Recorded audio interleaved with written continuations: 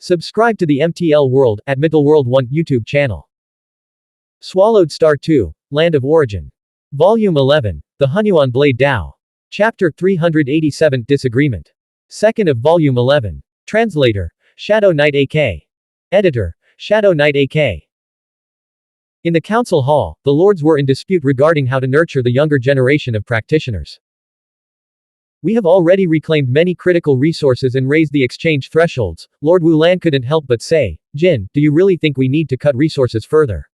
At this rate, the resources will be far too scarce. Too scarce. Lord Jin shook his head as he sat there. When Yuan was weak, the entire practitioner faction didn't have a single lord. Back then, there were no good resources at all. Yuan had to study the fundamental laws of the origin world's operation, yet he still became a lord. When I was weak, the practitioner faction only had elder brother Yuan as its sole lord, and the resources were also scarce. Yet, I still made my way here. Look at Luo Feng. Lord Jin continued. Luo Feng rose from the very bottom of a weak, original universe. In his home origin world his resources were also practically negligible. Later, after enduring countless hardships, he reached the core of the origin world, the origin continent. At that time, he had few resources, yet he remained impoverished. Back then, the two ancient countries also monopolized nearly all the resources on the origin continent. Even after leaving the origin world and arriving at the Nine Rivers 5 realm, Luo Feng was still poor, so poor he couldn't even afford Xuanhuan bloodline, and could only buy some fragment materials of low-level Xuanhuan lifeforms. Lord Jin pressed, what does this tell us? It tells us that scarcity of resources forces greater potential to emerge, Lord Jin said. When resources are abundant, these juniors don't value them. Luo Feng smiled and nodded. Brother Jin knows me quite well. I agree with him. Young practitioners must get used to the poverty cultivation method. If they can still reach the ultimate God King realm despite scarce resources, then they're worthy of being nurtured. Under harsh conditions, reaching the ultimate God King realm or the semi-Xuanhuan stage is far harder than it is now. But those who succeed under such circumstances once given access to top-tier resources might just break free from the cage. Luo Feng added. He himself had squeezed every ounce of potential from the scarce resources he would had. Luo Feng's cultivation path also proves another point, Yuan said. After reaching the God Emperor stage, he had to forge his own path in complete darkness, without any inherited guidance.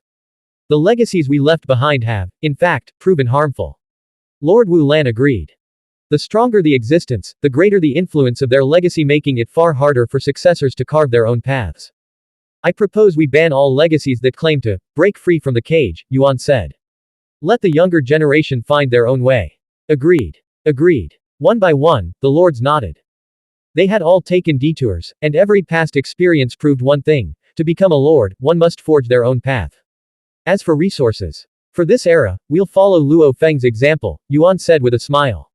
Let the juniors grow in scarcity. Only when they prove themselves truly exceptional will they receive corresponding resources. Agreed. Agreed. One by one, they voted. According to tradition, the nurturing methods of a new era would largely follow the breakthrough experiences of the newest lord. Brother Luo Feng also rose from an origin world, Lord Mo Man mused. So far, all 8 lords have emerged from origin worlds. This suggests that while the countless worlds we've created have larger populations, their innate potential is flawed. The worlds we create are fundamentally different from origin worlds, Yuan said. As one who grasped the operational laws of the Xuanhuan, he had long sought to create an origin world, yet he had never succeeded. From now on, resources should favor origin worlds, Lord Wulan said. After all, only origin worlds can nurture new lords. I believe our practitioner domain should eradicate the existence of calamity-type practitioners, Luo Feng stated. A practitioner who treats all life in an origin world as mere fuel might achieve greatness, but at the cost of extinguishing the hopes of every other being in that world. He could understand grudges, love and hate, and the survival of the fittest.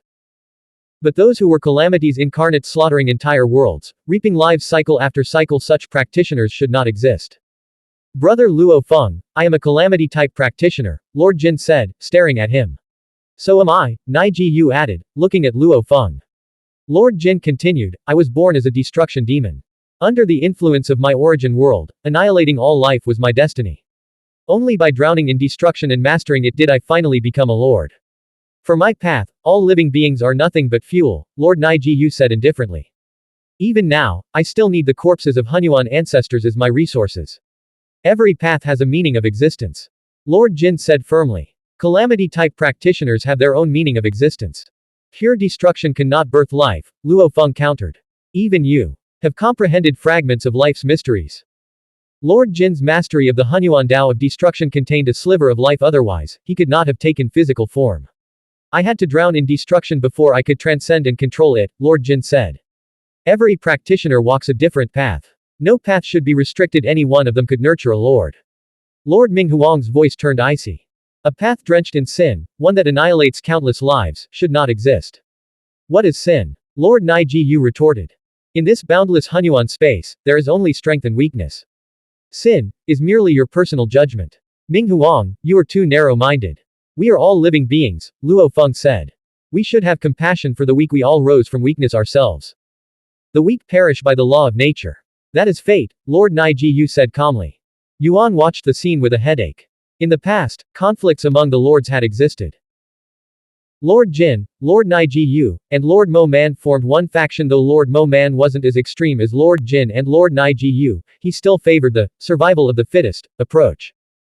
Lord Minghuang, with his innate benevolence, had Lord Wu Lan's support, forming another faction.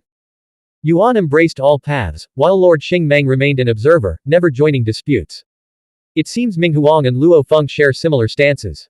The infighting will only grow fiercer now, Yuan thought helplessly. Previously, Lord Minghuang, the most vocal opposition, had been somewhat isolated.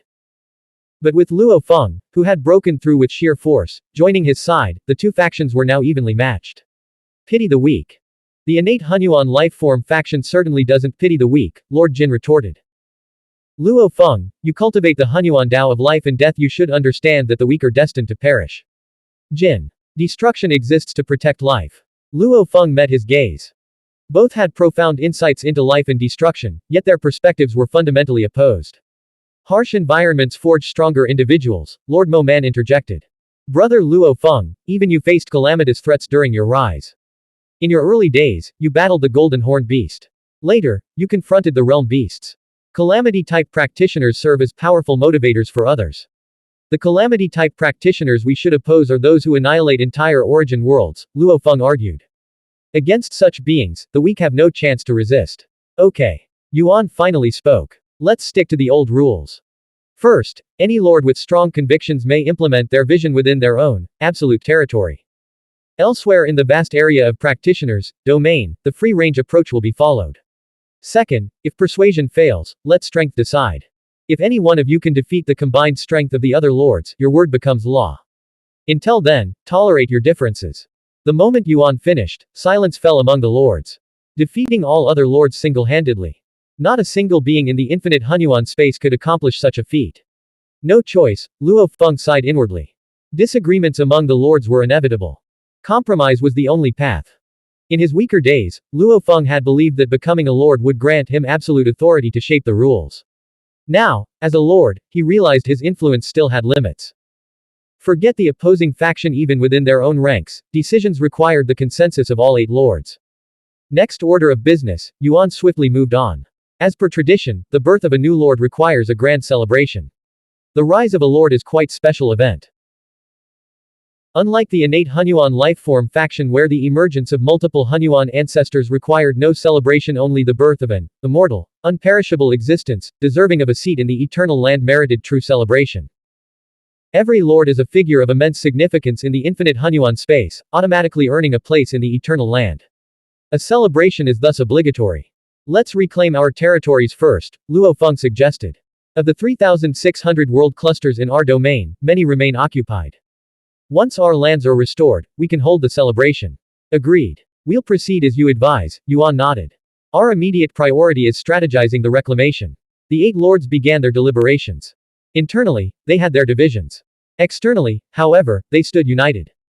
Even Lord Jin and Lord Naijiu, despite their temperaments, recognized the indispensable support the practitioner faction provided. Soon, a comprehensive reclamation plan was drafted, with each lord assigned specific tasks. The origin land, Tianyu Sea Cave Mansion. Outside the cave, a sea of high-level Hunyuan lifeforms buzzed with excitement. They chattered eagerly among themselves, awaiting an audience with Lord Luo Feng. The last time we saw the Lord, he was merely a semi-Hunyuan lifeform. Now, in less than 2,000 epochs, he has reached the pinnacle, even ending the war, the thin elder Cheng murmured reverently. Beside him, a group of companions, all high-level Hunyuan lifeforms from the Dark World Cluster, nodded fervently. Once an obscure corner of the cosmos, the Dark World Cluster was now Lord Luo Feng's birthplace, his absolute territory. With the Dark World Cluster as the Lord's absolute territory, its prosperity will multiply 100-fold. We, his fellow natives, will surely be entrusted with greater roles. Beyond absolute territories, the free-range policy prevailed. With the birth of a new lord, territorial redistributions occurred. Thus, only an absolute territory would receive a lord's undivided attention and resources, ensuring its flourishing. Among the more than 10 million of high-level Hunyuan lifeforms, 23 world-class Hunyuan lifeforms also stood in wait. Tian Lang Ke was among them. Brother Tian Lang, you share the Lord's homeland. As the sole world-class Hunyuan born in the Dark World Cluster, you're certain to be favored, a companion grinned. I'd wager you'll claim one of the 3 inspector positions. The other world-class Hunyuan lifeforms cast envious glances at Tian Lang Ke. To share origins with a lord. Such privilege was natural. When the Lord first arrived in the origin land, thousands of high-level Hunyuan lifeforms from the same world cluster paid their respects, yet Tian Lang Ke alone abstained. World-class Hunyuan Zhu Huo observed coolly. Whoosh! An invisible ripple descended. The 23 world-class Hunyuan lifeforms and over 10 million of high-level Hunyuan lifeforms fell silent, overwhelmed by the sheer, crushing weight of an unfathomable presence. A black-robed, black-haired figure materialized from the void. Tian Lang Ke stared. This was his first time laying eyes on his Lord Luo Feng. As a world-class Hunyuan born within the absolute territory, he would henceforth serve under Lord Luo Feng for eternity. We pay homage to the Lord. The 23 world-class Hunyuan lifeforms bowed deeply. We pay homage to the Lord. Over 10 million of high-level Hunyuan lifeforms echoed in unison, their voices trembling with reverence. Only by standing before a Lord's true form could one comprehend the insurmountable gap between oneself and the Lord, which is like a natural chasm between them. Blank. End of chapter. Subscribe to MTL World at Mittel World 1 YouTube channel.